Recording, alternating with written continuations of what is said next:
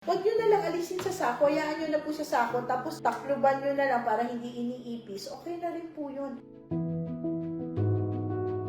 Meron po akong na-discover na lalagyan ng rice na made of wood.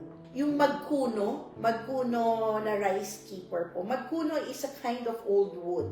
It's quite expensive, pero it's worth it po. So ceramics, medyo mas mura-mura ng konti. Pwede rin po na glass. Pwede po dyan ng lata ng biscuit if wala talaga kayong makuha. Pumunta po kayo sa mga bilihan ng pasok. Meron po mga banga, usually ng tapayan. That is a good one po to have. No? Mas mura, pero okay po yan. Porcelain, yung Chinese po na mga jars, yung ancient jars. Pwede nyo po yan hanapin sa white and blue jars. Pwede nyo po yan hanapin sa celadon jars. Pwede nyo po yan hanapin as rice urn. Kung wala po kayong ganun kamahal na budget, huwag nyo na alisin sa sako. Alam nyo, hindi natin kailangan gumastos ng sobrang mahal.